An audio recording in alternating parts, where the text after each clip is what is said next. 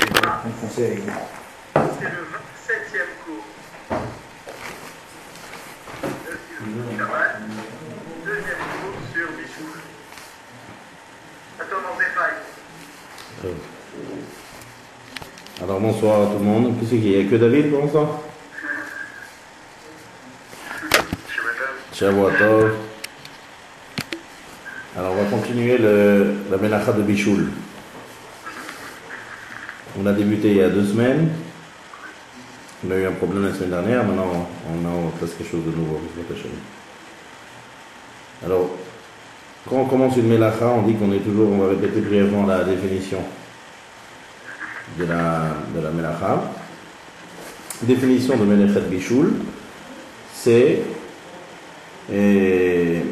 durcir une substance molle ou ramollir un élément dur par l'intermédiaire du feu.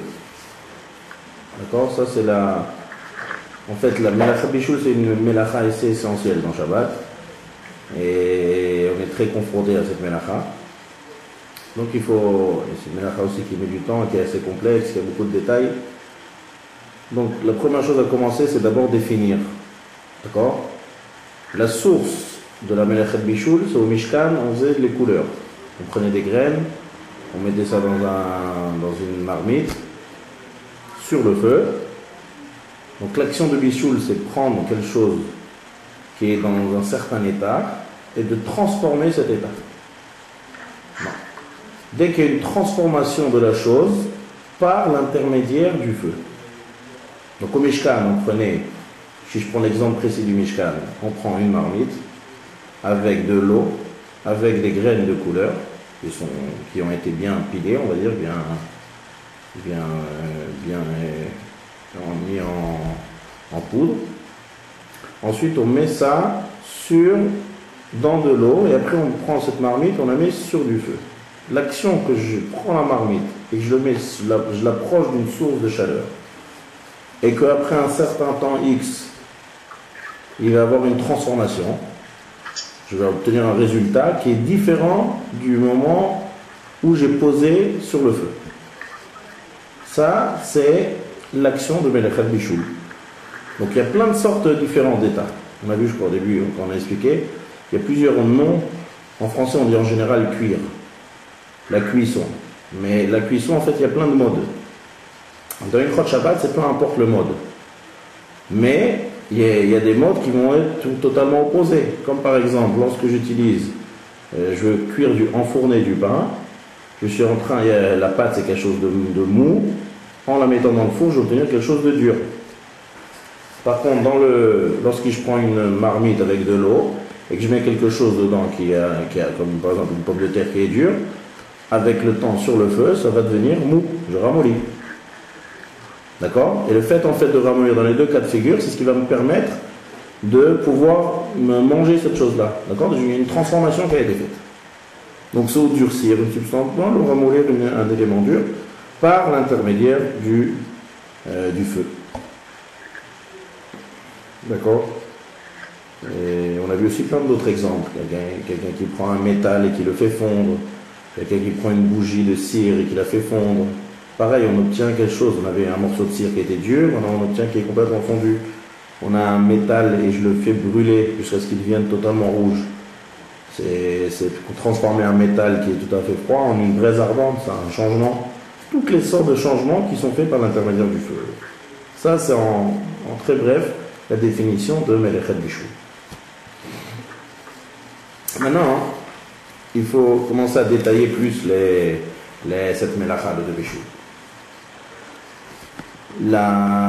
On a dit qu'il y a 2 choses pour développer bien la définition. Première chose, c'est que c'est une Melacha spéciale qu'il faut un certain temps pour qu'elle s'accomplisse. Ce n'est pas une Melacha qui est immédiate. D'accord? Ça aussi, on avait parlé un peu. Et donc il faut bien définir quel est le temps qu'il me faut pour dire que j'ai transgressé la Melacha. Ça c'est une première chose qu'on va s'attarder aujourd'hui. Donc on va voir 3 choses, on va prendre 3 sujets, 3 choses différentes. Tout ce qui est aliment, tout ce qui est pain tout ce qu'on enfourne dans le four, et tout ce qui est liquide, eau, bouillon, tout ce qui est liquide.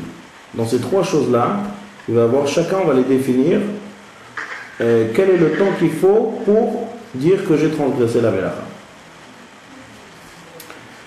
Et deuxième chose aussi, ce qu'il faut voir, c'est la source de chaleur dont on a parlé dans la définition. D'accord? À partir de quelle source de chaleur est permise, quelle source de chaleur est interdite par la Torah, quelle source de chaleur est interdite par les Rabbanan, ça aussi il faut développer. Donc ça c'est ce qu'on va voir aujourd'hui. Donc je reviens au titre. Zman, le temps qu'il faut pour une mélacha. Alors si on développe ici, il faut bien savoir. L'action de Bichoul, c'est lorsque j'ai, on va prendre un exemple, une marmite avec de l'eau et que je mets dedans un aliment qui est cru. L'action de Melechet Bichoul, elle va commencer au moment où je pose mon aliment, en fait dans mon cas ma marmite, sur la flamme. Ça s'appelle que je commence la Melacha de Bichoul. Mais la Melacha ne s'est pas encore terminée. La Melacha elle va se terminer après un temps X. Alors maintenant, il faut bien préciser quelque chose. Première chose, on voit d'ici que le bichoul, il n'a rien à voir avec la flamme. C'est-à-dire qu'il ne faut pas faire une erreur. Une erreur, bon, si on ne connaît pas bien les principes des Melachot, on ne dit pas que si par exemple j'ai mon four qui est allumé, par exemple, donc pendant je peux rentrer quelque chose pendant Shabbat, et je peux cuire, parce que c'est déjà allumé. Ou bien si j'ai une flamme qui est déjà existante, je peux poser dessus parce que la flamme elle est déjà existante. Le fait que la flamme existe, ou qu'elle existe, ou de la faire exister, ça n'a rien à voir avec la Melacha de Bichoul. Ça a à voir avec une autre Melacha, qui s'appelle Melechet Mav'ir. On va lire demain matin, on va lire ça. Lo teva'aru esh bechol moshvotechem beyom ha-shabbat.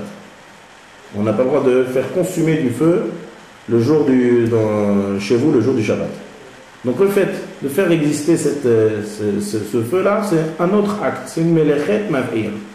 La Melacha de Bichoul, c'est déposer sur cette source de chaleur quelque chose qui a un aspect et que je veux le changer par l'intermédiaire du feu. D'accord? Donc si sa flamme existe avant Shabbat, donc je ne vais pas transgresser la Melacha de Mav'ir, mais j'ai devant moi une Melacha de Bichoul. Donc il faut bien différencier ces deux actes-là. Faire exister la flamme, la source de chaleur, la mettre en évidence, et après commencer à cuire. Maintenant, lorsque j'ai posé, on a dit que ça ne se fait pas directement la Melacha. Alors aussi, il ne faut pas confondre, il ne faut pas se tromper, il ne faut pas dire que le fait que puisque ça... Alors?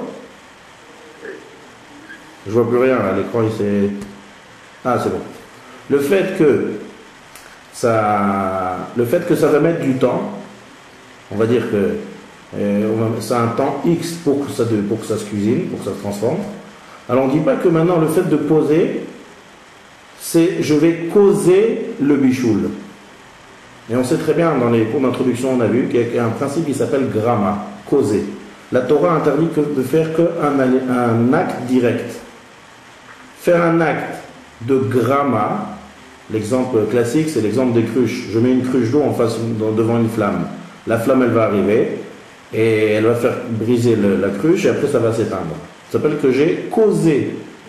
Causer, on dit que ça ne rentre pas dans les ça rentre pas dans les règles des Melachot de Shabbat. Il faut faire quelque chose de direct. Alors là, il ne faut pas se tromper et dire que le fait que quand je pose sur la flamme, ça ne va pas cuire encore et ça va mettre un temps X pour cuire. Donc je veux dire que ce temps-là, maintenant ça s'appelle que je cause la cuisson de cet aliment. Ça c'est sûr que non. Pourquoi? Puisque le fait que cuire, ça prend toujours du temps, donc même si je ne suis pas encore arrivé à la Melacha, mais puisque c'est la démarche qu'il faut pour la Melacha, ça s'appelle du direct. D'accord? Donc dès que je pose ça sur la flamme, l'action de la Melacha, c'est le moment où je pose, malgré que la Melacha n'a pas encore été accomplie.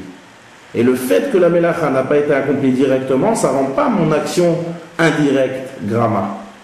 C'est une action directe.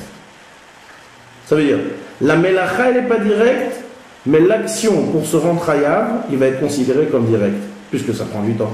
Donc sur ça, on ne dit pas grama. Grama, c'est de faire, on a expliqué ça plus en détail. Grama, c'est de faire une action qui n'a rien à voir avec la melacha. Lorsque je pose une cruche devant une flamme, est-ce que le fait, quand j'analyse mon action de poser une cruche, est-ce que ça s'appelle que j'éteins? Non. Si j'analyse, je prends une cruche d'eau, je pose. Poser une cruche, ça ne s'appelle pas éteindre. Ah, par contre, si tu mets une cruche d'eau devant une flamme, alors la flamme après, elle va venir en contact avec l'eau et ça va s'éteindre. C'est deux actions qui n'ont rien à voir. Ça s'appelle causer et grama et ça descend en un issour des rabanan, qui est permis dans certains cas de figure. Mais là, poser un aliment cru sur une source de chaleur, ça s'appelle cuire. Ah, on n'est pas encore arrivé à la mélacha de bichoul, d'accord, mais c'est comme ça qu'on cuit. Donc ça ne s'appelle pas grama. D'accord, ça aussi c'est une erreur qu'on va faire. Donc deux erreurs avant de commencer à avoir le temps de la mélacha que ça prend. Deux erreurs à ne pas faire, c'est deux choses à bien préciser. Qu'on a affaire toujours, en général, à deux mélachot très très différentes lorsqu'on parle de bichoul. Premièrement, créer la source de chaleur. Donc si on la crée le jour du Shabbat, on transgresse la mélacha de Maveir. Si elle existe déjà avant Shabbat, donc elle existe. Mais là, on ne commence pas du tout le bichoul. Le bichoul, il commence à approcher un aliment cru sur la source de chaleur. Donc il faut bien différencier les deux choses. Ce n'est pas parce que j'ai une flamme que ça y est, je peux cuire. Deuxième nekuda, le fait de mettre sur la source de chaleur et que ça va prendre du temps, ça ne transforme pas en une action indirecte. Ça s'appelle du direct, même si la mélacha ne commence pas directement. Parce que c'est en fait une action, une longue action suivie, que je débute lorsque je pose sur le feu. Si par exemple je mets une marmite crue 5 minutes avant l'entrée de Shabbat, et que ça va continuer à cuire pendant Shabbat, il n'y a aucun problème. Je parle théoriquement de la mélacha. On va voir qu'il y a d'autres problèmes qui rentrent en jeu, mais moi, pour l'instant, là, je suis en train de parler netto sur la mélacha de bichoul. Le fait de poser un plat complètement cru 5 minutes avant l'entrée de Shabbat, même si tout le bichoul va se faire pendant Shabbat, j'ai rien transgressé. Pourquoi? Parce qu'on se réfère toujours au moment où je fais approcher sur la source de chaleur l'aliment cru. Ça, c'est l'instant de la mélacha de bichoul. Est-ce que c'est clair, cette nekuda-là? Oui, David? David?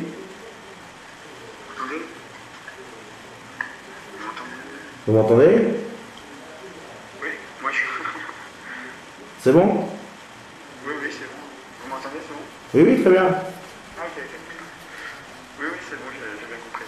C'est-à-dire que si je mets ça quelques minutes avant l'entrée de Shabbat, c'est pas, même si le bichoul, même si la cuisson elle va se faire quasiment pendant le Shabbat, mais c'est tout à fait permis parce que je ne transgresse pas l'interdit de bichoul. L'interdit de bichoul, c'est l'instant où je mets. Et bien sûr, ça va laisser, ça va continuer, ça va se développer, ça va être. Maintenant, on commence à développer chaque chose. Première chose, tout ce qui est aliment. Cuire un aliment. Combien de temps il faut pour dire que j'ai transgressé l'action de la mélacha de bichoul? Alors ça, on a vu, il y a quelque chose, un principe dans le Gemara qui s'appelle, c'est Ma'achal ben Derusai. C'est-à-dire, il y a quelqu'un qui s'appelait Ben Derusai, il n'avait pas le temps. C'était un brigand, il avait beaucoup de vols à faire. Et il cuisait ces choses pas entièrement. C'est-à-dire, il cuit, mais d'une manière à ce que ça soit mangeable, mais ce n'est pas encore cuit comme il faut. Ça s'appelle, dans la chaîne, dans les Melachot, ça s'appelle Ma'achal Ben Derusai, c'est son nom. Donc on a pris ça à titre de nom pour savoir qu'est-ce qui s'appelle un aliment qui a déjà commencé à transformer, malgré qu'il ne soit pas transformé totalement. Dès qu'on arrive à ce stade-là, on a transgressé la mélacha de bichoul. Parce que, quand même, j'ai déjà un certain résultat qui est mangeable. Avant ça, je n'ai pas encore transgressé la mélacha de bichoul. C'est-à-dire que si jamais on va dire que D'abord, on va définir qu'est-ce que c'est ce Ma'achal Ben Derosai. Il y a une discussion dans les poskim, dans les Rishonim. Il y en a qui disent que c'est la moitié du temps qu'il faut pour cuire. Et il y en a qui disent que c'est le tiers. C'est-à-dire que si pour un aliment, il me faut un temps X de cuisson, la moitié de ce temps, si la moitié s'est déjà écoulée pour cet aliment-là, ça s'appelle Ma'achal Ben Derosai et ça s'appelle que j'ai transgressé la melacha de bichou. Parce que j'ai déjà obtenu un résultat important qui est mangeable, moitié de bichou. Et il y en a qui disent moins de temps que ça, le tiers.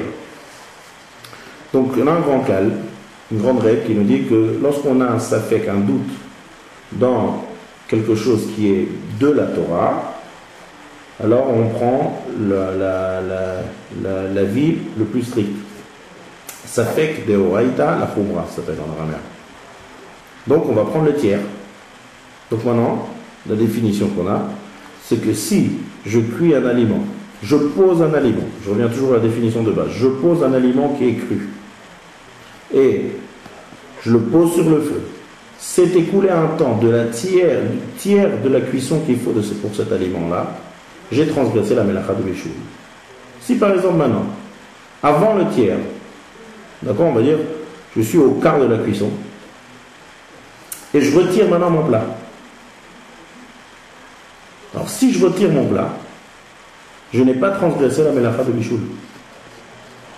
Malgré qu'on a dit tout à l'heure que la melacha de Bichoul s'est posée, mais il faut une condition, que le temps s'écoule. Ça veut dire que, qu'est-ce qui va dire l'acte de la melacha de Bichoul? L'acte de la melacha de Bichoul s'est posé sur une source de chaleur, mais il y a une condition, il faut qu'il y ait le temps. Si maintenant j'enlève ça avant le temps, donc je n'ai pas transgressé la melacha de Bichoul. D'accord? Il faut que le tiers du temps s'est écoulé. Maintenant, il faut bien préciser quelque chose d'important. Si on va dire, mon aliment, avant Shabbat, on va dire, est déjà arrivé, on va dire, même à la moitié de sa cuisson. D'accord? Maintenant, je viens pendant Shabbat, je prends cet aliment, je le pose sur le feu, et je termine la cuisson. Est-ce que j'ai transgressé la melacha de Bichoul? Est-ce que ça dépend toujours du temps? C'est-à-dire c'était déjà mangeable, c'est-à-dire je suis déjà arrivé à Shabbat, avant Shabbat, c'était déjà cuit à moitié. Maintenant, en fait, je termine. Je vais mettre ça sur la flamme, donc je fais l'acte de Bichoul posé sur la source de chaleur, et je vais faire l'autre moitié de la cuisson, jusqu'à ce que ça va être, en langage de Gemara, ça s'appelle Kol Tzorko, c'est-à-dire tout le temps qu'il faut. Donc je continue l'autre moitié de Bichoul. Est-ce que j'ai transgressé la melacha de Bichoul? J'aurais dit que oui. Alors tout à fait. Si. Parce que en fait, moi je m'imagine que s'il y a déjà la moitié de la cuisson qui est passée, on prend cet état comme initial en fait. En fait, il faudrait que, j'imagine donc, par exemple, si un aliment est cuit en 2 heures par exemple et qu'on a déjà fait 1 heure de cuisson, alors si on le met 1 heure, il faudrait le mettre en fait un tiers de ce temps pour pas transgresser, non? C'est une question. C'est ça, c'est pour ça que je demande. Parce que même ça, c'est une discussion dans les Rishonim. D'accord. Mais parce qu'on peut dire d'un côté que si le temps X qu'il me faut pour dire que j'ai cuit, c'est un tiers, donc c'est vrai, une fois que c'est déjà un tiers, c'est déjà mangeable, donc le fait que je continue, c'est pas trop important. Parce que le plus important, c'est de le faire de 0 à 1 tiers. Le plus important, c'est de faire un mangeable à mangeable.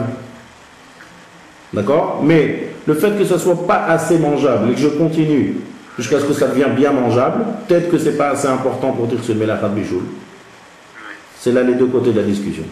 Là, halakha, ça a été tranché, que toute chose que je vais faire pour activer et accélérer la cuisson jusqu'à Kol Tzorko, c'est-à-dire jusqu'au total, ça rentre dans la melacha de Bichoul. Pourquoi je précise ça? Parce que tout à l'heure on a dit que dès que je suis arrivé au tiers, j'ai déjà transgressé. C'est vrai, parce que je suis arrivé à un stade déjà qui est important, il y a une certaine transformation. Mais ça ne veut pas dire que si je continue à faire d'autres transformations, que je ne veux pas rentrer dans la melacha de Bichoul, toute chose que je vais faire pour accélérer, ça va rentrer dans la melacha de Bichoul. D'accord? C'est en fait une discussion dans les Rishonim, mais je dis la halakha tranchée, comme ça on tient. Tant que c'est pas arrivé à Kol Tzorko, alors là il y a un problème de bichoul. Un cas pratique, si par exemple j'ai ma marmite à l'entrée de Shabbat, on va dire avant Shabbat j'ai posé ma marmite, des fois on pose des plats que je veux manger le Shabbat matin et qui ne sont pas encore tout à fait cuits. Donc maintenant, on va dire, prendre un exemple comme ça classique. Si j'ai une plaque, je mets une plaque sur le feu comme ça, une plaque en fer. On va dire que ma marmite, elle est un peu éloignée de la flamme. D'accord? Et j'ai posé ça bien sûr avant Shabbat, parce que l'action c'est Bichoul, j'ai fait ça, poser ça avant Shabbat. Seulement le vendredi soir, je bouge un peu ma marmite et je la rapproche de la flamme. Donc qu'est-ce que je suis en train de faire en fait? Mon stade maintenant de ma marmite, il est en train de cuire, il est dans sa cuisson, et j'accélère la cuisson. Donc le fait de bouger la marmite, ça sera une ménachet de bichoul. Parce que j'accélère un plat qui n'est pas encore terminé. Donc toute accélération et tout le fait que j'active la mélacha de bichoul, ça va rentrer dans la mélacha. Même mieux encore, si j'ouvre le couvercle pour vérifier un peu qu'est-ce qui se passe dans ma marmite le vendredi soir, mais c'est quelque chose, il y a là-bas, il y a des pommes de terre, il y a de la viande, c'est des choses qui mettent longtemps à cuire. Et que je referme le couvercle, là aussi je rentre dans un problème de bichoul. Parce que j'active, lorsque le couvercle est ouvert ou lorsque le couvercle est fermé, c'est pas la même chose. Ça active la cuisson. D'accord? Donc toute chose que je vais faire, là même là, on va voir par la suite dans la mélacha de bichoul que même quelqu'un qui remue, c'est-à-dire j'ai pas bougé la marmite, j'ai pas enlevé le couvercle qui est toujours, on va dire, découvert, et je prends une cuillère et je remue mon plat. Rien que le fait de remuer le plat, lorsque le plat n'est pas encore arrivé à Kol Tzorko, c'est aussi une mélacha de bichoul. D'accord? Donc il y a cette nuance à faire. De passer de l'état 0 à l'état 1/3 de cuisson, c'est le temps qu'il faut pour bichoul. Avant ça, il n'y a pas de bichoul, il n'y a pas de mélacha, il n'y a rien. Dès que j'ai dépassé ce 1/3 et que je ne suis pas encore arrivé à Kol Tzorko, toute action que je vais faire pour accélérer et activer le bichoul, ça rentrera dans la mélacha de bichoul. Une question. Oui. Si on a un plat Qui est qui est déjà cuit en fait, chaud, qui est chaud, et maintenant, au lieu de mettre du camp par exemple, au lieu de le mettre sur la plate directement, on le met sur ce plat qui est chaud. Oui. En fait, il est pas bon. Il chauffe à cause du plat qui est déjà chaud. Vous voyez ce que je veux dire ou pas?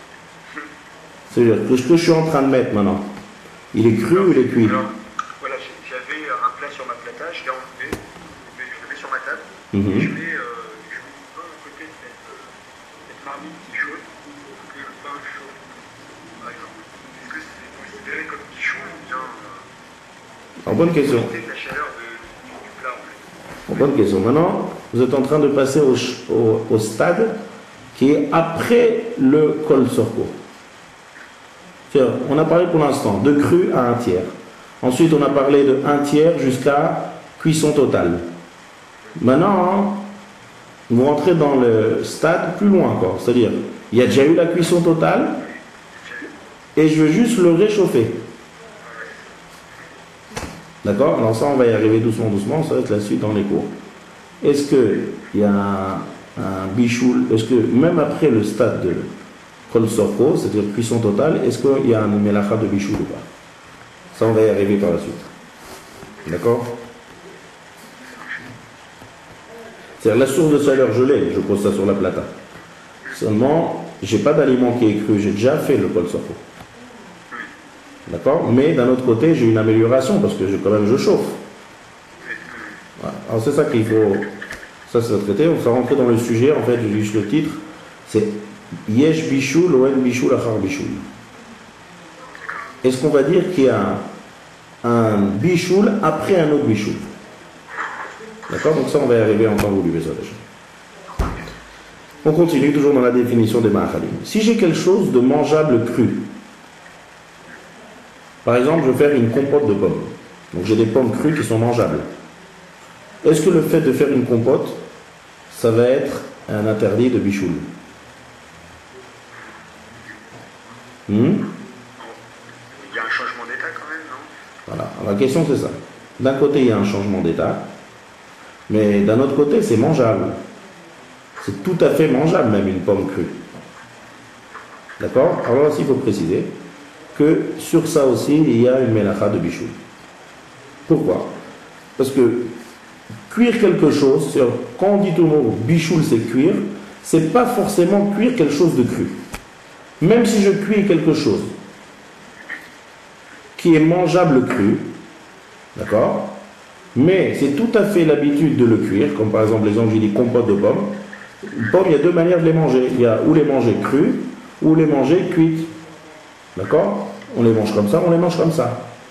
Donc puisque maintenant j'améliore et je change d'état, une compote de pommes, c'est pas manger une pomme qui est crue. Donc ça rentre aussi dans la mélacha de bichoul. Il ne faut pas dire que bichoul c'est que de passer de cru à un tiers et total. Non, même quelque chose qui est mangeable cru, du moment qu'il y a un changement, ça fera la mélacha de bichoul. Ça, il faut bien préciser. Ça ressemble, là, entre parenthèses, ça ne ressemble pas, par exemple, à bichoulé akoum. Bichoul akoum, ça veut dire un goy. On n'a pas le droit de manger quelque chose qu'un goy a cuit. Ça, c'est une des halachot. Il y a des détails qu'on peut, on va rentrer dans les détails maintenant.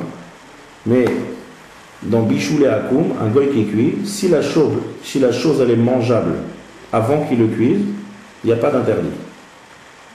L'interdit, il est que s'il cuit des choses que moi je ne peux pas manger. Pourquoi?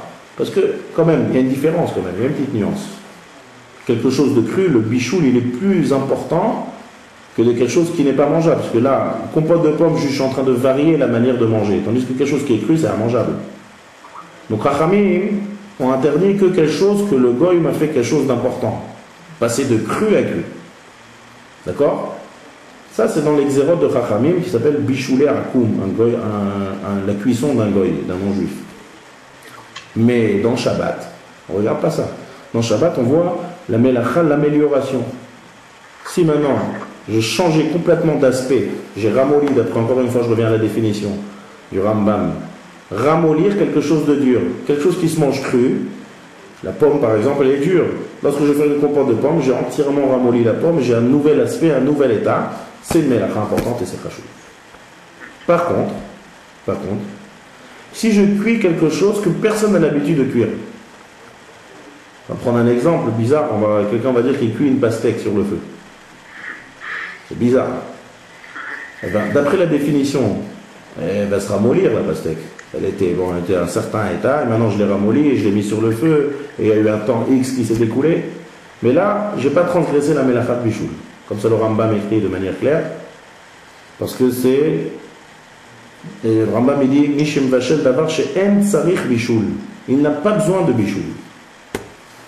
Quelque chose qu'on n'a pas l'habitude de cuire. Non, on rentre dans une règle qui dit que je fais quelque chose de bizarre. Quelqu'un qui fait quelque chose de bizarre le jour de Shabbat, on ne peut pas dire que tu fais une mélacha.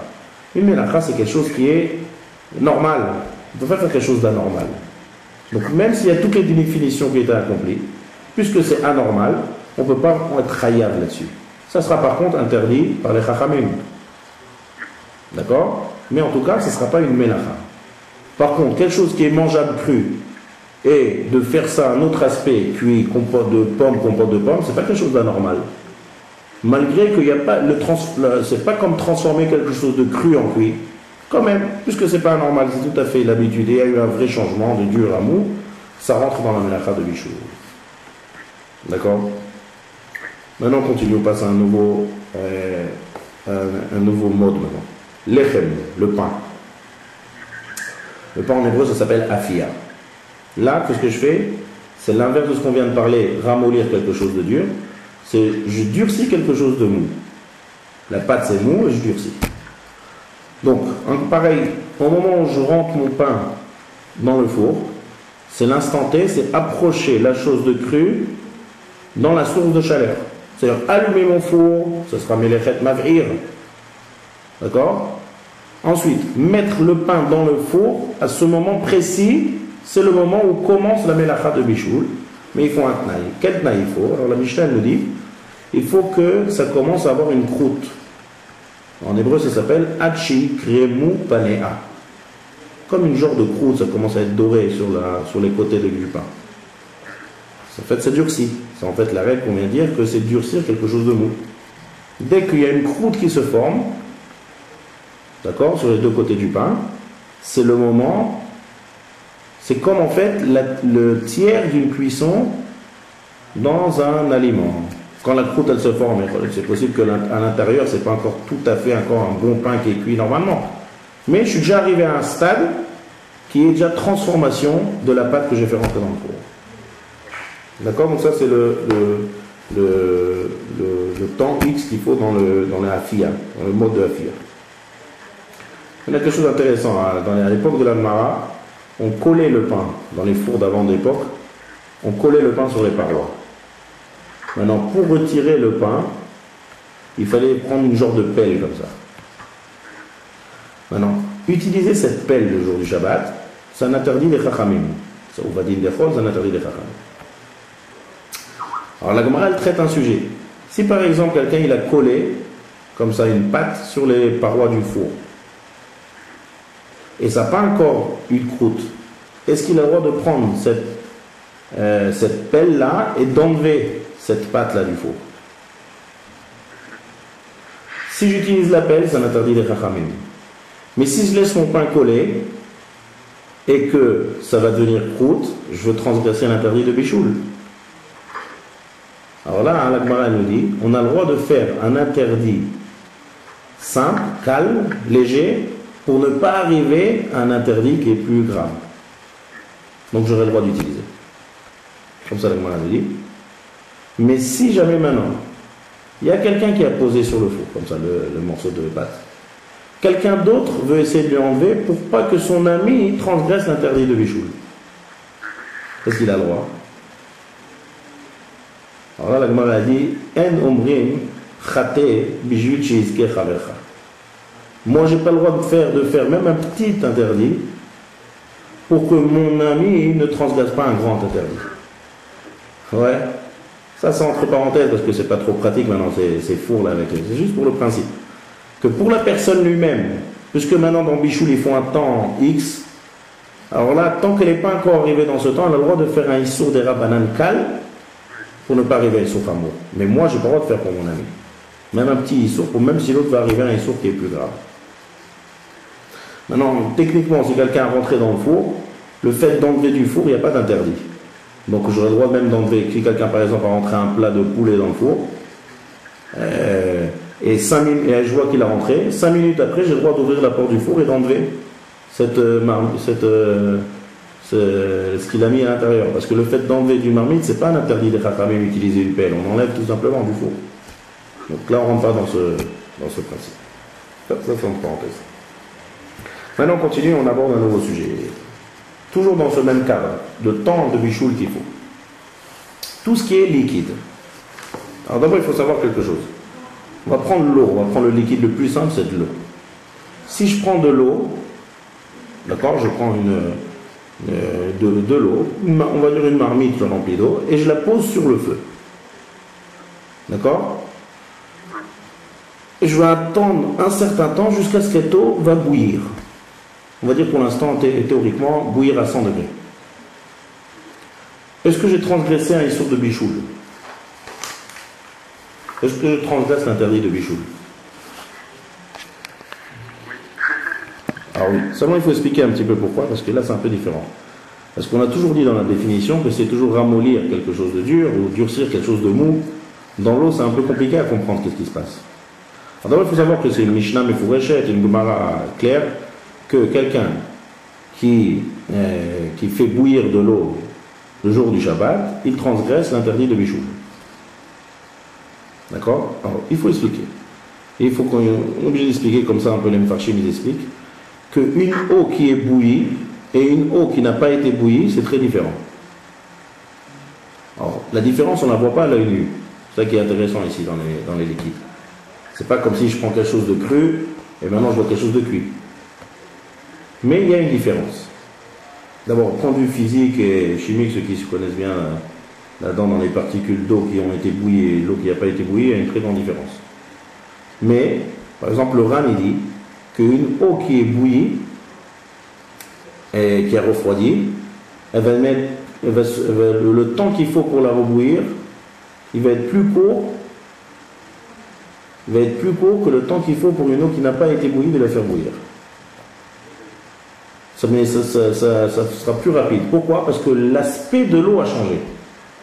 Même si on ne voit pas tellement à l'œil nu, mais il faut savoir que l'eau qui a été bouillie est très différente d'une eau qui n'a pas été bouillie.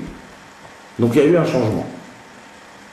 Donc, même dans les liquides, d'accord, de faire bouillir, encore une fois, d'amener un liquide qui n'a jamais été cuit, pour l'instant parler, et que je l'approche d'un seau de chaleur, et que maintenant je le fais bouillir, je transgresse la mélacha de Bichoul. Maintenant, il faut expliquer quel est le temps X maintenant. Ici, il n'y a pas de tiers, c'est pas possible de parler ici ni de tiers, ni de moitié, parce que c'est pas un aliment qui doit arriver à sa cuisson. Alors la Gemara nous dit, elle prend le terme, c'est un terme qu'on va utiliser souvent dans la mélacha de Bichoul, c'est une des phrases clés de Bichoul, ça s'appelle Yad Soledet Bo. Traduction, la main ne supporte pas à l'intérieur. C'est-à-dire que si maintenant cette eau, je prends une marmite d'eau qui est froide, donc je peux tremper ma main à l'intérieur, il n'y a pas de problème. Mais si cette eau elle arrive à un certain degré, par exemple je trempe mon doigt là-bas, un certain temps, si mon doigt j'arrive à le maintenir à l'intérieur, ça ne s'appelle pas Yad Soledet Bo. Ma main elle supporte. Soledet, ça veut dire ne pas supporter. Dès que j'arrive à un instant où ma main ne peut pas supporter de rester dans cette eau-là, ça s'appelle que j'arrive au stade du bichoul de l'eau. D'accord? Ça s'appelle Yad Soledet Bo. Alors maintenant, il y a une grosse difficulté à définir quel est le degré entre 0 et 100 degrés. Pour dire que je suis arrivé au degré de Yad Soledet Bo. Parce que si je dis ma main, alors ça va dépendre de la main de chacun. Ça va dépendre de la grosseur du doigt, ça va dépendre de la nature de la peau, ça va dépendre de la force de la personne de résister. Donc c'est très difficile, mais on doit arriver à un degré précis pour savoir que je suis arrivé au bichoul ou je ne suis pas arrivé au bichoul de l'eau. Alors la Gemara nous donne un autre moyen. On ne rentre pas dans ce problème-là. La Gemara donne un moyen, c'est la chaleur, que si jamais le ventre d'un nourrisson est en contact avec ces chaleurs, il brûle. Alors maintenant, bien sûr, on n'a pas dit de faire l'expérience. Ouais. On parle théoriquement. Si cette eau-là, elle brûlerait le ventre d'un nourrisson, c'est arrivé au degré de Yad Soledet Bo. Et là, tous les nourrissons, ils sont à peu près pareils. Donc là, le degré, il est à peu près plus facile à déterminer. Ça, c'est un premier avis. Et il y a un autre avis, c'est l'avis du Ben Ishraï. Le Ben Ishraï, il dit, même ça c'est difficile à savoir exactement le ventre des nourrissons, donc il dit, c'est tout, si par exemple j'ai un aliment qui vient de sortir du four, d'accord, que si ça vient de sortir du four, je ne peux pas le manger. Il faut attendre un certain temps. D'accord? Ou par exemple, je verse de ma bouilloire un thé, je ne peux pas prendre ce thé et le boire d'un trait comme un verre d'eau fraîche. Donc il dit, le Ben Ishraï, il dit comme ça. Si c'est une température qui t'empêche de manger ça normalement ou de boire ça normalement, ça s'appelle Yad Soledet Bo. Si, malgré que ça soit chaud, tu arrives à le manger normalement, sans faire de grimaces et sans te forcer, et à boire ça normalement comme un verre normal, alors c'est pas Yad Soledet Bo. Comme ça le Ben Ishraï. Donc là, on est d'accord que c'est une température un peu plus basse que de faire maintenir mon doigt à l'intérieur. C'est moins, si je vais d'après ce critère-là de mangeable par la chaleur ou pas mangeable par la chaleur, c'est une température qui est plus basse. Donc vraiment, j'ai deux avis pour expliquer cette fameuse limite de Yad Soledet Bo. Ou bien l'avis qui dit d'utiliser les doigts, ça c'est difficile à savoir, ou bien elle a dit que c'est la chaleur théorique pour brûler le ventre d'un nourrisson, ou bien un troisième avis, c'est une température qui peut me permettre de manger ça normalement, sans sauter en l'air. Ça, c'est les trois avis. Qu'est-ce qu'on fait maintenant? Pardon? J'entends pas. Le troisième avis, en fait, il dépend beaucoup de la personne, en fait. Si elle est habituée à... Alors, on prend une personne moyenne, à peu près. Si je prends une personne, si je prends 10 personnes, je vois à peu près la majorité des gens. On est d'accord que dans cette moyenne-là que je vais trouver, ça va être une température inférieure au premier critère que j'ai dit. Oui, d'accord. Donc maintenant, qu'est-ce qu'on fait? Qu'est-ce qu'on fait maintenant? Quel degré c'est? Alors là, la définition, elle est très simple. Le Rav Auerbach, le Rav Shlomo Zalman Auerbach, le Rav Moshe Feinstein, les Acharonim, ils ont à peu près déterminé de quoi on parle. D'après le premier avis, à peu près, je parle de la majorité, bien sûr qu'il va y avoir des nuances entre tel Rav et tel Rav, mais je parle de quelque chose de classique, comme où est-ce qu'on est arrivé dans les degrés.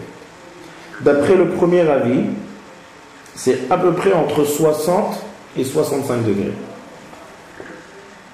D'accord? On peut faire un essai, là. Prendre un truc chaud, on va dire à 50 degrés, tremper le doigt. Le doigt, il peut tenir à l'intérieur. Dès que c'est 60-65 degrés, là, ça vient, non, le doigt, il ne peut plus rester à l'intérieur. Donc ça, c'est à peu près, d'après le premier avis qu'on a expliqué dans l'histoire du doigt et dans l'histoire du ventre du nourrisson, c'est déterminé dans la majeure partie des poskim entre 60 et 65 degrés. Par contre, l'avis du Ben Ishraï, c'est 45 degrés. Donc maintenant, on a deux avis. Qu'est-ce qu'on fait? On a d'un côté 45 degrés, et d'un autre côté 60, on va dire 65 degrés. Alors justement, des fois ça va être la Kula, et des fois ça va être la Khumra. Ça dépend de quoi on parle. C'est-à-dire, j'explique. Si maintenant j'ai quelque chose on va prendre, je suis dans les liquides. Donc maintenant j'ai une marmite avec de l'eau crue, de l'eau du robinet. D'accord? Quel est le temps que je veux dire? Quel est le temps qu'il faut qu'il s'écoule pour dire que je suis arrivé à Yad Soledetbo et donc la cuisson de l'eau?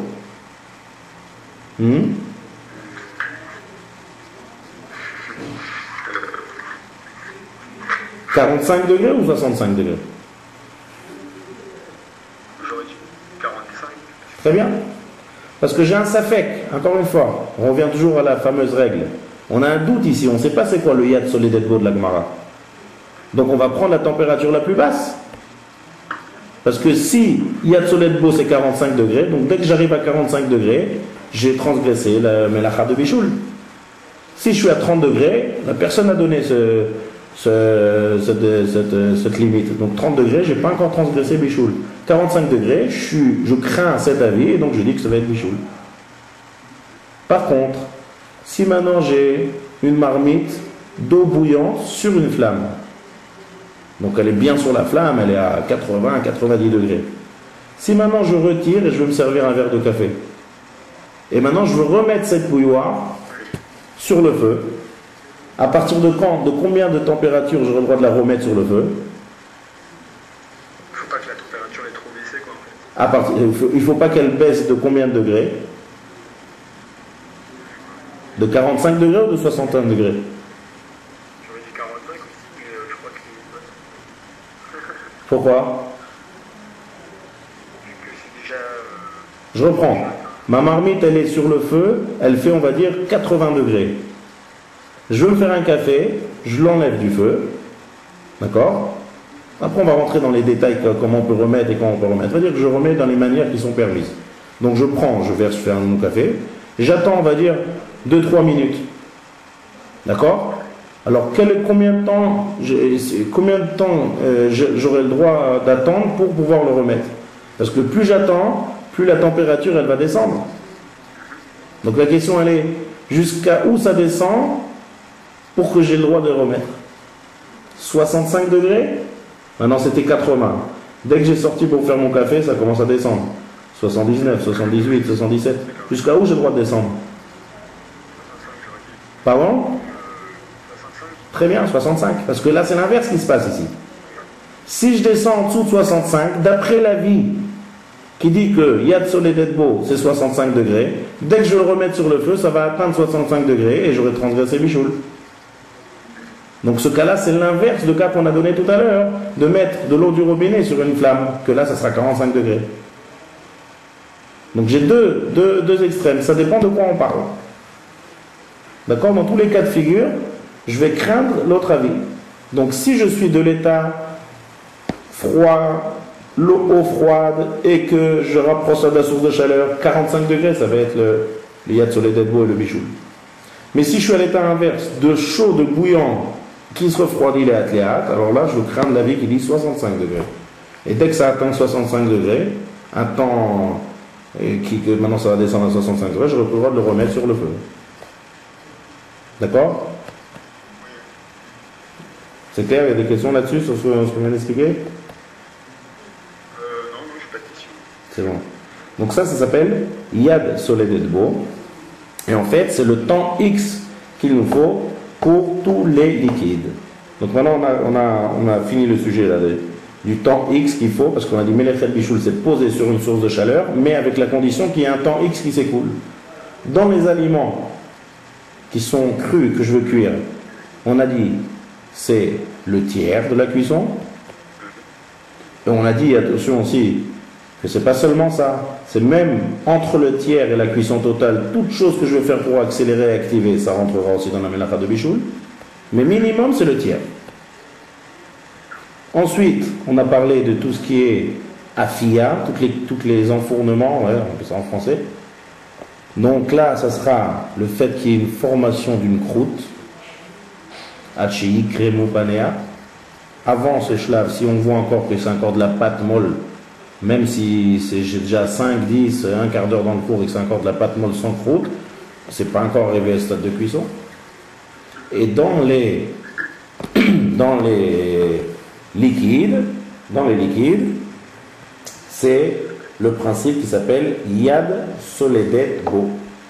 Et on a vu deux avis, et on a dit tout dépend du cas de sujet. Si ça passe du froid au chaud, la limite, ça sera temps X, ça sera de 0 degré à 45 degrés. Par contre, si c'est l'inverse de chaud à froid, c'est-à-dire que ça se refroidit et que je veux remettre ça sur la source de chaleur, alors on a dit c'est dès que ça descend jusqu'à 65 degrés. Alors, moi j'ai quand même une question. Oui. Par exemple, on fait une soupe. Oui. C'est liquide en fait. Une Soupe, c'est liquide, oui. Est-ce qu'on aurait le droit de.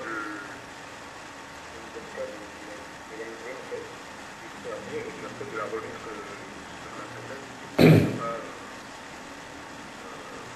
bien sûr, on n'est pas en dessous de 65 degrés. Est-ce que c'est considéré comme un liquide ou comme. Alors, en général, une soupe, il y a deux choses. Si une soupe, il n'y a que de l'eau, on va dire qu'il y a une soupe que d'eau, sans légumes à l'intérieur, sans rien. Donc là, qu'est-ce que vous demandez? Est-ce que le fait que ma soupe elle est déjà cuite? En fait, oui, la soupe est déjà cuite. Est-ce que j'ai le droit de me servir et puis après de remettre la soupe sur la plate à quoi? Ah, il a fait. Alors là, c'est un peu la question que vous demandez maintenant, ça ressemble un peu à la question que vous demandiez tout à l'heure, avec la chala de le réchauffer. C'est en fait le sujet qu'on va aborder dans les cours à venir, c'est est-ce que le bichoul, il est même dans quelque chose qui a déjà cuit? Alors en fait, c'est moi qui ai déjà commencé à déborder le sujet parce que j'ai parlé de l'eau qui était à 100 degrés et que je l'ai enlevée. Alors, il faut savoir qu'il y a une grande différence entre ce qui est solide et ce qui est liquide. Alors là, je dis en très bref parce que je veux bien détailler ça quand on va arriver à ça. Dans le liquide, l'avis du Shulchan Aruch, et comme ça les Sfaradim sont poskim, que même si ça a déjà été cuit, on va dire la soupe dans notre cas à nous, le bouillon, si elle refroidit totalement, le fait de refaire un nouveau réchauffement, ça rentrera dans Melechet Bichoul, même si je fais ça plusieurs fois. Ce qui n'est pas le cas dans les aliments qui sont déjà cuits. Alors ça, c'est en très bref. C'est en fait le principe de Bichoul Achar Bichoul. D'accord? Donc le Shulchan Aruch, dans le cas que vous m'avez demandé par exemple, je fais en même temps les deux cas, les deux questions. La chala que je fais réchauffer, puisque c'est sec, il n'y aura pas de bichoul. j'ai le droit de la réchauffer. Kamouvan, bien sûr, avec toutes les conditions qu'on va voir comment on peut la réchauffer. Et le bouillon que j'ai retiré, qu'on va dire que j'ai attendu une bonne demi-heure, que c'est sûr que ça a descendu en dessous de 65 degrés, alors là, je n'aurai pas le droit de le remettre sur la source de chaleur. D'après le Shulchan Aruch, c'est Sfaradi. D'accord? Ouais, d'accord. Dernière question, quand est-ce qu'on considère que c'est utile de souder? En fait, si on a un mélange des deux. Alors, si on a mélangé deux, il faut traiter les deux choses. C'est-à-dire, Il y a les deux contraintes en fait. et je vais vous donner un exemple, vous allez comprendre. Je prends une marmite, et je fais un bouillon de légumes. D'accord? Donc maintenant, on va dire avant Shabbat, j'ai mis ça, on a dit tout à l'heure que si on pose, même 5 minutes avant Shabbat, quelque chose de totalement cru, il n'y a aucun problème du point de vue bichoul. Parce que la melacha, elle est de poser sur la source de chaleur. Oui? Donc voilà, j'ai posé avant Shabbat un bouillon avec des pommes de terre. On va dire, après l'entrée de Shabbat, on va dire, une demi-heure s'est écoulée. Qu'est-ce qui se passe dans la demi-heure qui s'est écoulée?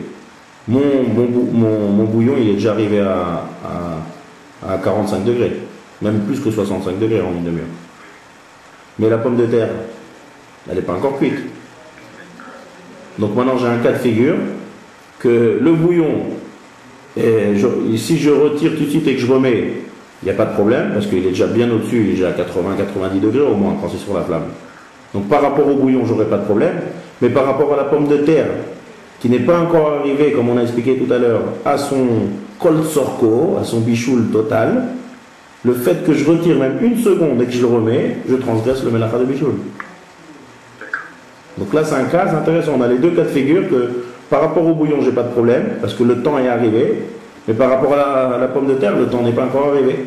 Donc il faut traiter les deux sujets en même temps. D'accord? Donc tout ça, c'était pour traiter en fait dans la démarche que, pour encore une fois répéter la définition de bichoul, c'est poser plus un temps X qui s'écoule. Et là, on a développé en trois sortes de choses. Quel est ce temps X là de bichoul pour qu'il y ait Tnaï pour arriver au melacha de bichoul. Deuxième sujet maintenant. On a le temps ou pas? Quand est-ce qu'on a commandé? Daniel, on a le temps? Oui. Top. J'essaie de reconnecter encore 2 personnes, mais j'y arrive pas. J'étais avec David tout le cours seulement? Ah, ça y est, Shoshana est arrivée. Shoshana, vous êtes là? Shoshana arrive. Voilà.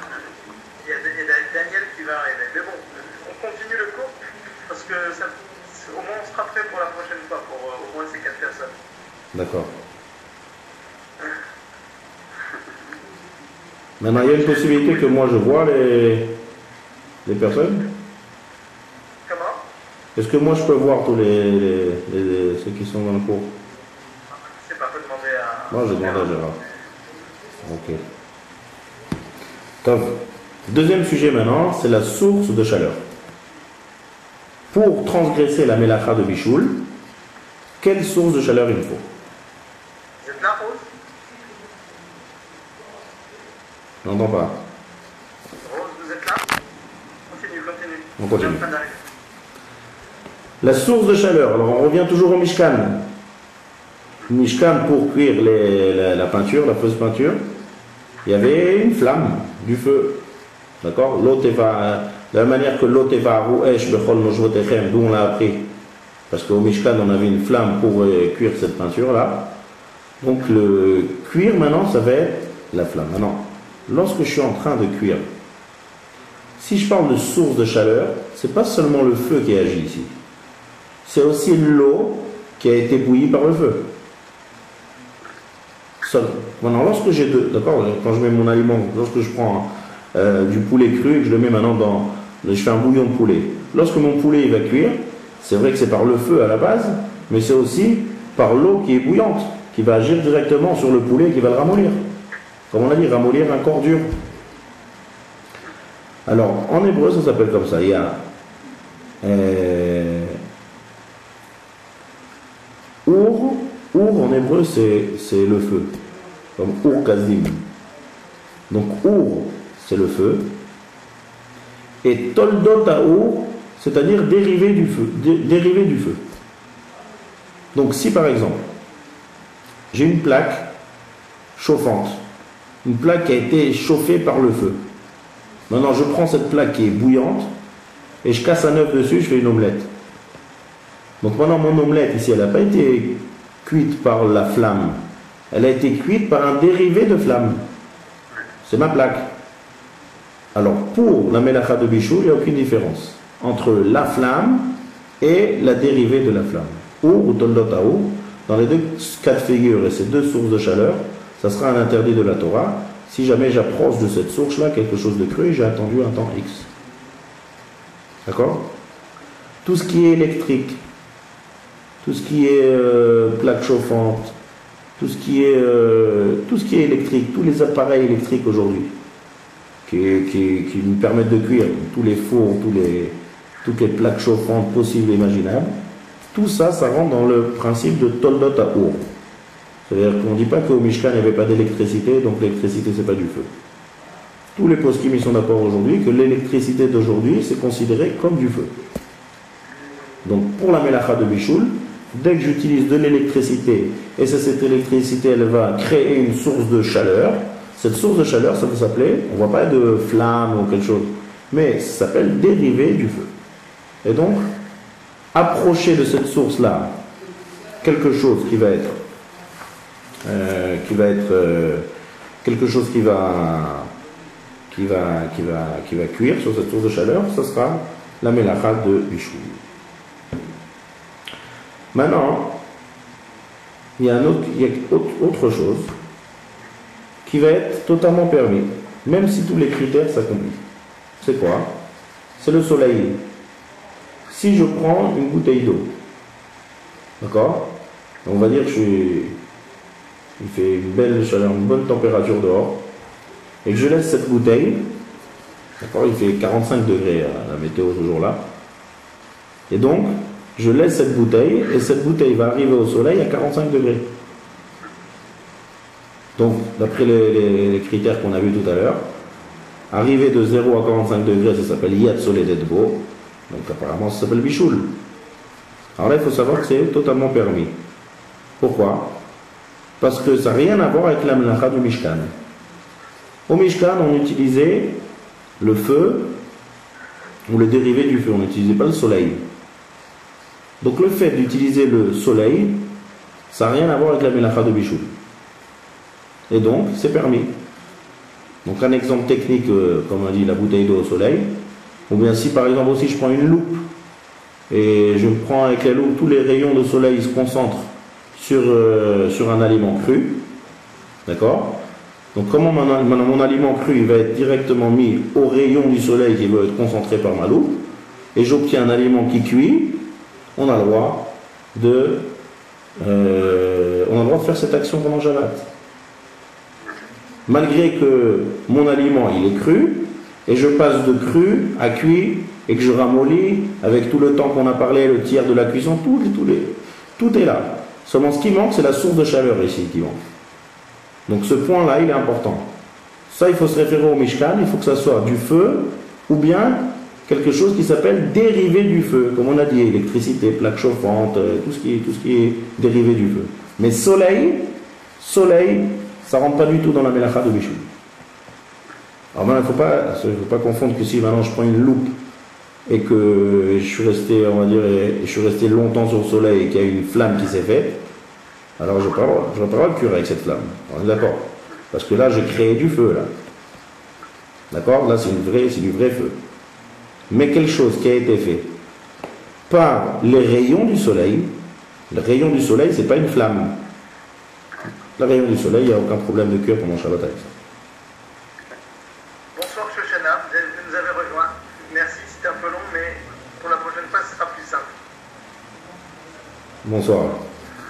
À mon avis, il faut que vous mettiez votre micro. Ah, continue Mordechai. Hop, elle nous a quitté. Top. On va arrêter là. Juste termine un petit point, on s'arrête là. Si on a parlé de feu dérivé du feu et soleil. Maintenant, il y a quelque chose, un quatrième élément qu'il faut arriver, c'est le dérivé du soleil. C'est-à-dire, j'ai par exemple le capot d'une voiture, une toute neuve, oui, pas sale, et que je fais une omelette maintenant sur mon capot de la voiture. Donc la voiture, maintenant, j'ai rentré au garage, mais le capot, il est bouillant. Je casse un œuf dessus, ça me fait une omelette, une belle omelette. Est-ce que j'aurais le droit de faire ça avant Shabbat? Alors là, les Chachamim ont interdit. Pourquoi? Les Chachamim s'interdit par les Chachamim. Torah, c'est pas par la Torah. On a dit, Torah, c'est que feu dérivé du feu, point. Soleil, non. Mais là, une plaque qui a été chauffée par le feu, ou une plaque qui a été chauffée par le soleil, ça se ressemble énormément. D'où je peux savoir, moi? Je peux prendre deux plaques, un je l'ai chauffé par une flamme, l'autre elle était au soleil à 45 degrés. Les deux plaques, elles sont bouillantes. Donc, puisque ça ressemble, on rentre toujours dans l'exérote de Chachamim, que dès que ça ressemble, Chachamim font des barrières, et ils disent qu'on est gozer toldot achama atu toldot aour. Ça c'est le chant de la Gemara. C'est-à-dire, Chachamim ont interdit les dérivés du soleil à cause des dérivés du feu. Et donc cuire dessus, ça sera un interdit seulement des Chachamim. D'accord? Donc c'est toldot achama et toldot aour. Ça c'est, on a clôturé les notions de chaleur et vous allez voir que c'est très pratique ce cas. C'est toute l'histoire des robinets. Ouvrir les robinets d'eau chaude pendant Shabbat. Ça, on va parler de ça la semaine prochaine. Et on terminera en fait le sujet. On va terminer le cours là. Oui. Ce que je vous demandais, c'est simplement de rester connecté encore 5-10 minutes. 5 minutes. Parce que Daniel est arrivé. Donc ce qui est important, c'est pour la prochaine fois, hein, c'est pas pour ce soir. Daniel, je vous vois arriver. Je ne sais pas si vous m'entendez. Alors, pour activer le micro, il faut cliquer à gauche sur l'image de la casque. Oh, pardon, excuse-moi, David. Pour activer le micro, il faut